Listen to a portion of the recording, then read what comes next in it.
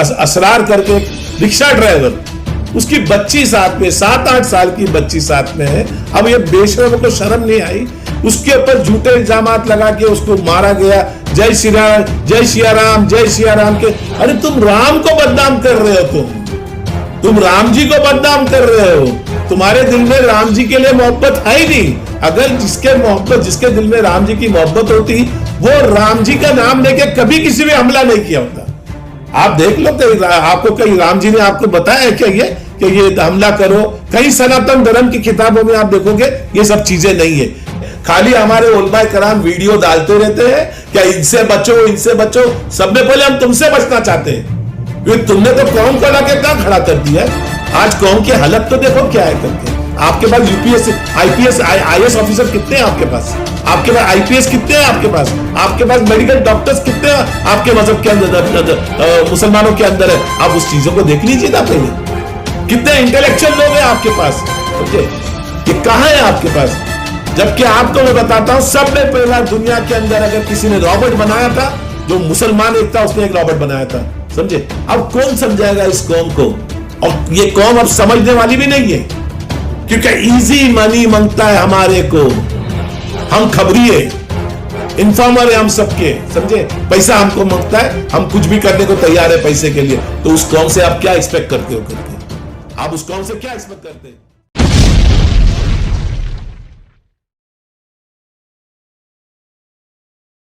नूरुद्दीन भाई, क्या कहना चाहेंगे आप? अभी 2 दिन पहले 15 अगस्त को पूरे देश ने जो स्वतंत्र दिवस है उसका जश्न जो है बड़ी धूमधाम से मनाया गया पूरे देश के अंदर। लेकिन ठीक उसके एक हफ्ता पहले 8 अगस्त को दिल्ली के जंतर मंतर पे कुछ हिंदूवादी संगठनों ने एक कार्यक्रम का आयोजन किया और उस कार्यक्रम के अंदर मुस्लिम विरोधी नारे भी लगाए गए। उन नारों के अंदर मुर्दे काटे जाएंगे, हिंदुस्तान में रहना है तो जय श्री राम कहना होगा, जैसे भड़काऊ नारे भी लगाए गए। और ये जो जगह उन्होंने चुनी थी वो संसद से मात्र केवल कुछ ही दूरी के ऊपर उन लोगों ने मतलब ये कार्यक्रम का आयोजन रखा था। और इस कार्यक्रम का जो आयोजन था वो बीजेपी की एक नेता थे जिनका नाम अश्वनी उपाध्याय है, उनके नेतृत्व में ये प्रोग्राम रखा गया था, जहां पे इस्लाम और मुस्लिम विरोधी नारे लगाए गए। तो क्या कहना चाहेंगे इस पूरे घटनाक्रम पे आप? अस्सलाम वालेकुम रहमतुल्लाहि वबरकातुहू। मोइन भाई, मैं आपका शुक्रिया अदा करता हूँ। देखिए, ये जो आपने देखा कि मुस्लिम विरोधी नारे लगाए गए, इस्लाम के खिलाफ नारे लगाए गए, उसके अंदर बहुत बेतुकी बातें हुई है, बहुत कुछ बोला गया है, तो पूरी दुनिया ने देखा। अब ये जो है मुसलमानों को खुद को सोचना चाहिए कि ये क्यों होता है। अब इलेक्शन आ रहा है, यूपी का जो इलेक्शन आ रहा है उसकी ये सब तैयारी हो रही है करके, और गलतियां हमारी इसके अंदर ज़्यादा है।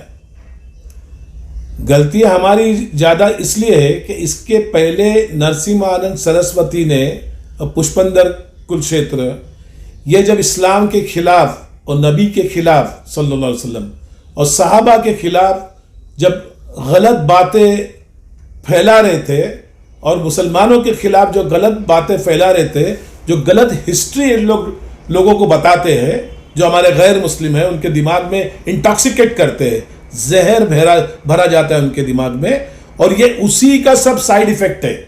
और जो लोग उधर थे, वो पिंकी चौधरी और दूसरे जो थे, वो सब उन्हीं के साथ के लोग हैं, नरसिम्हानंद सरस्वती के साथ के लोग हैं, समझे? अब इसके अंदर देख लीजिए, हुकूमत तो खामोश बैठी है। हमारे प्राइम मिनिस्टर नरेंद्र मोदी साहब ने उसके अंदर कुछ भी नहीं कहा, एक लफ्ज नहीं कहा। अमित शाह जी ने कुछ नहीं कहा। आप देख लीजिए कि उनमें यूनिटी कैसी होती है कि लोग जमा हो गए वहां पर, लोगों ने भी नारे लगाए, और जब कुछ 3 या 4 लोगों को गिरफ्तार करी है पुलिस ने, रात को उन लोगों ने, सब बजरंग दल के लोगों ने और गैर मुस्लिमों ने पूरे पुलिस स्टेशन को घेर दिया, पूरी पुलिस स्टेशन को घेर दिया, और यहां तक कि पुलिस के साथ में भी दादागिरी करे उन्होंने, और लास्ट में गिरफ्तारी के बाद में 4-5 घंटे में उनको छोड़ दिया गया। और जिसने प्रोग्राम कंडक्ट किया था, जिसने प्रोग्राम ऑर्गेनाइज किया था, जो अश्विनी उपाध्याय है, वो एक वकील है, वो भी सुप्रीम कोर्ट के वकील है और बीजेपी पार्टी के पूर्व प्रवक्ता भी। यस, लेकिन वो आप सोचो कि एक पढ़ा लिखा इंसान है और सुप्रीम कोर्ट के आप वकील हो, उन्होंने किया था। अब उनको भी अरेस्ट करने के बाद में फौरन बेल मिल गई। अगर समझो कल मुसलमानों को जेल में बंद किया जाता है बेगुनाह, तो कभी मुसलमानों को देखे कि चौकी को घेरते हैं करके, कभी नहीं देखा होगा, देखे आपने? नहीं। और छोड़ा जाता है मुसलमानों को, उन पे तो यूएपीए क्या क्या लगा देते हैं करके, हाँ, सब झूठे केसेस जो बनाना है बना के उनको अंदर ठोस देते हैं करके। हमारे मुल्क का हाल इतना खराब कभी नहीं था। मेरी उम्र अभी 65 हो गई है, मैंने कभी नहीं देखा कि इतना गंदा हमारा जो मुल्क का जो हाल हो चुका है। सिर्फ पोलराइज, अब यूपी के इलेक्शन के लिए पूरा पोलराइज किया जा रहा है, समझे? हिंदू मुस्लिम किया जा रहा है, मंदिर मस्जिद किया जा रहा है, तुमको पाकिस्तान भगा देंगे, तुम पाकिस्तान चले जाओ, मुल्ला काटा जाएगा, राम राम चिल्लाएगा, नौज़ुबिल्लाह माज़ल्लाह क्या क्या नारे लगे, मैं अपने मुंह से नहीं बोल सकता हूं करके। खैर, तो ये गलतियां हमारी है। आज देख लीजिए, कोई मुसलमानों ने जाके उसके ऊपर केसेस किए क्या? आप मुझे बताओ, किसी ने एफआईआर किया उसके ऊपर? आपके कोई उलमाए कराम या आपके कोई लीडर बाहर आए क्या उसके लिए? आए? मैं पूछना चाहता हूं, कोई आए क्या बाहर? नहीं। कोई भी आपका लीडर बाहर नहीं आया, ना आपका कोई आपके उलमाए करम बाहर आए। उन्होंने देख लिया कि ये कमजोर हो चुके हैं करके, ये कमजोर हो चुके हैं करके, अब वो ऐसे नारे लगाएंगे। क्योंकि इसके पहले वसीम रिजवी जैसे ने कुरान पाक को फाड़ दिया। उसने कुरान जब छापा, उसके बाद में वो आए थे फाड़ के हमारे को बता रहे कि देखो मैंने उसको फाड़ दिया, और नौज़ुबिल्लाह माज़ल्लाह। तो हमने जाके उसके खिलाफ भी हमने कोर्ट में नहीं गए, ना हम उसके खिलाफ हम चौकी पे गए। और आज ये भी जो नारे लगे, हमने कोर्ट में नहीं गए, हम कोर्ट में नहीं गए, हमने चौकियों पे जाके, हमने पूरे भारत के चौकियों पे, हिंदुस्तान में चौकियों पे इसके खिलाफ जो है एहतजाज होना चाहिए था और इसके ऊपर केस फाइल होना चाहिए था। कोई नहीं किया सर। नूरुद्दीन भाई, एक सवाल मैं और आपसे पूछना चाहूंगा। एक तरफ बीजेपी जो है सबका साथ सबका विकास की बात करती है, ये जो दिल्ली के जंतर मंतर पे जो मुस्लिम और इस्लाम विरोधी जो नारे लगाए गए, उसके कुछ दो तीन दिन पहले प्रधानमंत्री नरेंद्र मोदी कुछ उलमाओं को, मुस्लिम धर्म गुरुओं को बुलाते हैं और उनसे चर्चा विमर्श करते हैं। एक तरफ तो वो सबका साथ सबका विकास की बात करते हैं, मुस्लिम धर्म गुरुओं से मुलाकात करते हैं, और ठीक उसके 2 दिन के बाद जंतर मंतर पे उन्हीं की पार्टी के, बीजेपी पार्टी के जो एक नेता है अश्विनी उपाध्याय, उनके नेतृत्व में इस तरीके का प्रोग्राम होता है जहां मुस्लिम विरोधी और इस्लाम विरोधी नारे लगाए जाते हैं। तो ये कैसा दोहरा मापदंड है बीजेपी का? देखिए, दिस इज ऑल पॉलिटिक्स। मैंने क्या बताया कि ये सब पोलराइज पॉलिटिक्स है, आपको उलझा दिया जाता है। हमको उलझना नहीं है। यूपी का इलेक्शन आ रहा है तो यूपी के लोगों को और मुसलमानों को बहुत संभल के रहना पड़ेगा। हमारे खिलाफ बहुत कुछ होगा, हमको उलझना नहीं है। अगर उलझोगे तो अल्लाह ना करे फसाद होगा, और हम नहीं चाहते भारत में, हमारे हिंदुस्तान में फसाद होना चाहिए करके। हम मिलजुल के रहना चाहिए। ये चंद लोग हैं, वरना देखो अच्छे लोगों ने उसके विरोध किया है। अच्छे जो हमारे गैर मुस्लिम है, जो सनातन धर्म के लोग हैं, उन्होंने विरोध किया है। दूसरा, उसके बाद आप फौरन देख लीजिए कि एक असरार करके एक रिक्शा ड्राइवर, उसकी बच्ची साथ में, 7-8 साल की बच्ची साथ में है। अब ये बेशरम को शर्म नहीं आई, उसके ऊपर झूठे इल्जामात लगा के उसको मारा गया। जय श्री राम, जय सिया राम, जय सिया राम के। अरे तुम राम को बदनाम कर रहे हो, तुम राम जी को बदनाम कर रहे हो। तुम्हारे दिल में राम जी के लिए मोहब्बत है ही नहीं। अगर जिसके दिल में राम जी की मोहब्बत होती, वो राम जी का नाम लेके कभी किसी पे हमला नहीं किया होता। आप देख लो, आपको कहीं राम जी ने आपको बताया क्या कि ये हमला करो? कई सनातन धर्म की किताबों में आप देखोगे ये सब चीजें नहीं है। ये सब क्या हो गया? मैं आपको बता रहा, कल मैं एक न्यूज देख रहा था योगी जी की, जो सीएम है यूपी के। उन्होंने अपने भाषण में वो कह रहे प्रोग्राम के अंदर कि मैं कर्नाटका गया था, वहां मैंने देखा कि टीपू सुल्तान के घर के लोग रिक्शा चला रहे। टीपू सुल्तान के घर, शहीद टीपू सुल्तान के घर के लोग रिक्शा चला रहे। और मैं जब कलकत्ता गया था तो बहादुर शाह जफर के घर के लोग घर के बर्तन धो रहे थे दूसरों के। अब आप बताइए, जिस आदमी की ये मानसिकता होगी, उनको जब मुसलमानों से इतनी नफरत है, इतनी चीड़ है कि जो शहीद है, हाँ, अरे टीपू सुल्तान ने तो देश के लिए लड़ा है, देश के लिए अपने आप को मिटा दिया उन्होंने। बहादुर शाह जफर, हाँ, जिनको उनके दो बेटों के सर काट के ब्रिटिश ने उनके सामने कर दिया था, और जब उनको पकड़ लिए थे तो उनके आंख में केमिकल लगाते थे ताकि उनकी बिनाई कम हो जाए, क्योंकि इस्लाम का कानून है कि बिनाई या अंधा जो इंसान होता है वो बादशाह नहीं बन सकता है। हाँ? तो आप उनके बारे में ऐसी सोच रखते हो करके, हाँ, तुम्हारी सोच क्या है वो सारी दुनिया जानती है करके। इस तरीके की बातें अगर जब एक सीएम करेगा तो क्या होने वाला है, मुझे बताइए। नूरुद्दीन भाई, दिल्ली पुलिस के बारे में आप क्या कहना चाहेंगे? क्योंकि जंतर मंतर के पास ये जो कार्यक्रम का आयोजन किया गया था वो बीजेपी के नेता द्वारा, जहां पे इस्लाम विरोधी नारे लगाए गए थे, तो उस कार्यक्रम की पुलिस ने परमिशन भी नहीं दी, तो उसके बावजूद भी ये कार्यक्रम वहां पे हुआ, लेकिन पुलिस ने उसके ऊपर एक्शन नहीं लिया, और एक्शन के नाम पे सिर्फ खानापुरी की गई, 2-4 लोगों को पकड़ा गया और उन्हें थोड़ी देर के बाद उन्हें जमानत भी मिल गई। लेकिन इस पूरे आयोजन का जो मुख्य सूत्रधार है पिंकी चौधरी, जिसने मतलब मीडिया के अंदर, नेशनल मीडिया पे आके इस पूरे मामले की जिम्मेदारी ली कि उसके ही लोगों ने ये नारे लगाए थे, वो अभी तक का पुलिस की गिरफ्त से बाहर है। तो क्यों नहीं दिल्ली पुलिस पिंकी चौधरी को गिरफ्तार करती और उसके खिलाफ ठोस कार्रवाई करती है? देखिए, अभी वो तो आप समझते हैं कि वो सब हुकूमत के लोग ही है। वो लोग खुला बोल रहे कि हुकूमत हमने लाया है, हम जैसा मांगता है हुकूमत से बात करेंगे, हुकूमत हमारी सुनेगी, तो तुम्हारी कोई सुनवाई होने वाली नहीं है। हाँ, अब तुमको क्या करना चाहिए था? आपको कोर्ट में जाना चाहिए था ना। आप कोर्ट में गए क्या? कौन मुसलमान कोर्ट में गया मेरे को बताओ ना। आप सुप्रीम कोर्ट में जाके आपने इसके ऊपर केस फाइल किया है क्या कि ये तरीके से हो रहा है, हमारे साथ में जुल्म हो रहा है? आप देखो, हमने क्या नारे लगाए? हमने कभी खिलाफ नारे लगाए? ये जो नारे लग रहे हैं, अब सुप्रीम कोर्ट समझ रही है जो देश के अंदर हो रहा है, उसका ऑब्जर्वेशन है कि जो हो रहा है वो अच्छा नहीं हो रहा है करके। दूसरी बात मैं आपको बताता हूं, मुझे योगी जी की जो बात उन्होंने कहा कि मैंने कर्नाटका जाके ये देखा, कलकत्ता में ये देखा, उनकी बातों से मुझे जरा भी बुरा नहीं लगा। उनकी बातों का मुझे जरा बुरा नहीं लगा। उसकी वजह यह है कि हमारे बच्चे एजुकेशन में बहुत पीछे हैं। हमारे बच्चे पढ़ाई लिखाई नहीं करना चाह रहे साहब, बोल बोल के थक गए। आप देखो, आज हमारे बच्चों को बैनर पे रहने का शौक है, बैनर पोस्टर पे रहने का। हमारे बच्चों को जो है बैनर पोस्टर पे, वो पॉलिटिशियंस के पीछे घूमने का शौक है। अभी आपने देखा होगा कि बर्थडे के दिन जो किस तरह बैनर पोस्टर लगाए गए, यहां से लेके थाना तक लगाए गए। हाँ, थाना में जब व्हाट्सएप तो थाना में रहते, हाँ, और थाना में मैंने नहीं देखा कि किसी यंग बच्चों का, स्टूडेंट्स के फोटो या किसी के बैनर पे फोटो कुछ नहीं थे साहब। ये सिर्फ ये मुमरा में आपने देखा होगा कि भरा हुआ था सब। तो आपके बच्चों को जब अगर ये शौक होगा तो फिर मोदी जी ने योगी जी ने गलत नहीं बोला है कि आप रिक्शा वाले हो, आप पंचर बनाओगे, आप रिक्शा चलाओगे और ये काम करेंगे, उससे हमको बुरा नहीं लगना चाहिए। उन्होंने कम से कम तुम्हारी आंख तो खोल रहे हो कि तुम्हारे बच्चों की हालत तो देखो। आज भी तुम सोए हुए हो, तुमको पढ़ी नहीं है, आगे तुम्हारा हालात और खराब होने वाले।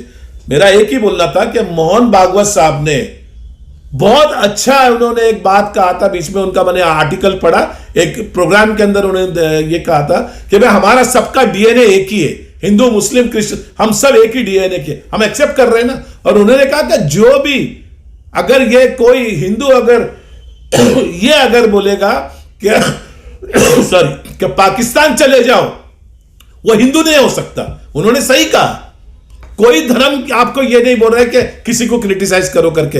तो मैंने लोगों से कहा था कि भाई आप फौरन, क्यों हम तो छोटे लोग हैं यार, बड़े लोग जो बैठे हैं ना, जो बड़े बड़े उलमाए कराम बैठे हैं, बड़े बड़े इस्लामिक स्कॉलर बैठे हैं, बड़े बड़े इंटेलेक्चुअल बैठे हैं, बड़े बड़े लीडर बैठे हैं, आपने क्यों नहीं पकड़ के मोहन भागवत जी से बात किया?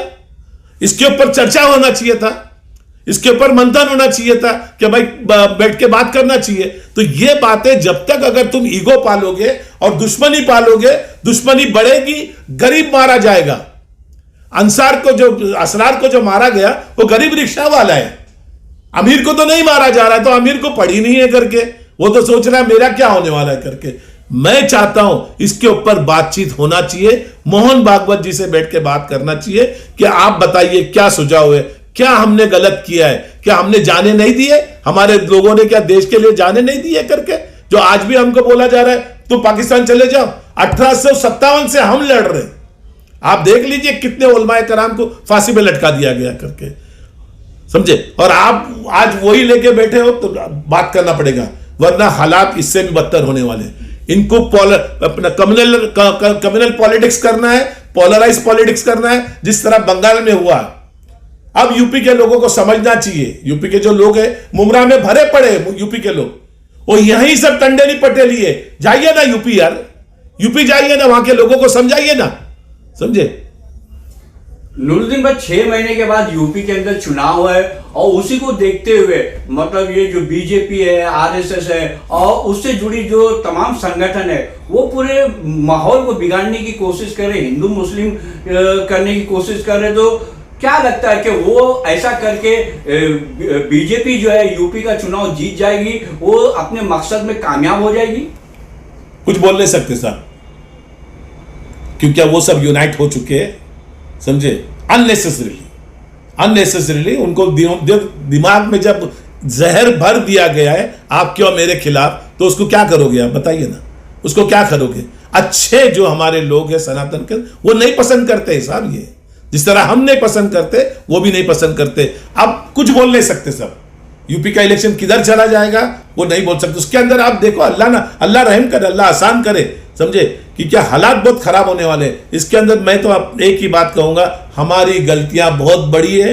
हमने एक पार्टी की गुलामी के लिए हमने आरएसएस से भी दुश्मनी लेके रखा है, हमने बीजेपी से भी दुश्मनी लेके रखा है। ये मेरे बचपन से देख रहा हूं मैं, इसमें कोई दो राय नहीं है। जो हक बात है मैं हक बात कह देता हूं, समझे, क्योंकि हमने भी गलतियां की है साहब। अल्लाह के रसूल में क्या पूरी आप जिंदगी देख लीजिए, आपने मदीना जाके, मदीना मुनव्वरा जाके आपने क्या गैरों से अपने मुलाकात नहीं किए, उनसे बातचीत नहीं किया आपने, उनके साथ में लेन देन नहीं किए क्या आपने यहूदियों के साथ में बैठ के बात किया है, समझे, आपने वहां के जो भी लोग थे जो आपके अगेंस्ट में थे उनसे बैठ के बात किया है, मुआहिदा किया है, बात का बायकायदा आपने मुआहिदा उन लोगों ने तोड़ा, तो ये बायकायदा मुआहिदा किया। तो आज मुसलमानों जब करने को तैयार ही नहीं है, खाली हमारे उलमाए कराम वीडियो डालते रहते हैं, क्या इनसे बचो इनसे बचो। सब में पहले हम तुमसे बचना चाहते हैं, क्योंकि तुमने तो कौम को लाके कहां खड़ा कर दिया है। आज कौम की हालत तो देखो क्या है करके। आपके पास यूपीएससी आईपीएस आईएएस ऑफिसर कितने हैं आपके पास, आपके पास आईपीएस कितने हैं आपके पास मेडिकल डॉक्टर्स कितने हैं आपके मजहब के अंदर, मुसलमानों के अंदर है। आप उस चीजों को देख लीजिए ना पहले, कितने इंटेलेक्चुअल लोग हैं आपके पास, समझे, ये कहां है आपके पास। जबकि आपको मैं बताता हूं, सब में पहला दुनिया के अंदर अगर किसी ने रॉबर्ट बनाया था, जो मुसलमान एक था उसने एक रॉबर्ट बनाया था, समझे। अब कौन समझाएगा इस कौम को, और ये कौम अब समझने वाली भी नहीं है, क्योंकि इजी मनी मांगता है हमारे को। हम खबरी है, इन्फॉर्मर है हम सबके, समझे, पैसा हमको मांगता है, हम कुछ भी करने को तैयार है पैसे के लिए। तो उस कौम से आप क्या एक्सपेक्ट करते हो करके, आप उस कौम से क्या एक्सपेक्ट करते हैं, समझे। अब हालात इससे भी बदतर होने वाले साहब। अगर नूरुद्दीन भाई क्या कहना चाहोगे, ये जो देश जो आजाद हुआ है 15 अगस्त के दिन, आज से 75 साल पहले, तो इस देश को आजाद कराने में यहाँ के जितने भी धर्म समुदाय के लोग हैं, फिर चाहे वो हिंदू हो, मुसलमान हो, क्रिश्चियन हो, सिख हो, सभी ने बहुत बड़ी बड़ी कुर्बानियां दी हैं, तब कहीं जाके ये देश आजाद हुआ। लेकिन आज देखने में आ रहा है कि जो सभी धर्म समुदाय के लोग आजादी के बाद से जिस तरीके से एक दूसरे से प्यार मोहब्बत से मिलते जुलते चले आ रहे थे, लेकिन पिछले कुछ सालों से ऐसा देखने में आ रहा है कि चंद मुट्ठी भर लोग, मतलब उनको ये माहौल रास नहीं आ रहा है और वो नफरतों की दीवार धर्म और समुदाय के बीच में खड़ी करने की कोशिश कर रहे हैं। लोगों के दिमागों में जहर भरा जा रहा है एक दूसरे समुदाय के खिलाफ, और वो जो देश की एकता और अखंडता है उसको तोड़ने की कोशिश कर रहे हैं। तो क्या कहना चाहोगे ऐसे लोगों को जो देश की एकता और अखंडता को तोड़ने की बात करते हैं, और मुस्लिम समुदाय से भी आप क्या अपील करना चाहोगे? देखिए, जो पॉलिटिकल लोग हैं और इस तरीके के जो लोग हैं वो तो अपना काम करेंगे, वो तो उससे बाज आने वाले नहीं है। हमको समझना चाहिए कि हमको इससे कैसा डिफेंस, हम कैसे इससे बच के चले। आप कीचड़ से बच के चलने की कोशिश करते हो ना, तो आपको ये समझना चाहिए कि हमको इससे बचना है करके। बहुत पॉलराइज होने वाला है, आप समझ लीजिए। क्यों कि हुकूमतों को ये पता है कि पॉलराइज करे भी अगर हम जीत नहीं सकते हैं करके। अब हालात तो आप जानते हो क्या है कि आज बेरोजगार है, अब इतने जाहिल किस्म के लोग हो गए हम लोग कि हमको बेरोजगार है लोग, हमको पड़ी नहीं है। आज डीजल पेट्रोल का भाव किधर चला गया, महंगाई कहां चले गई, वो पड़ी नहीं है। आज देख लीजिए पूरे भारत के अंदर, पूरे हिंदुस्तान के अंदर सैलाब का माहौल है।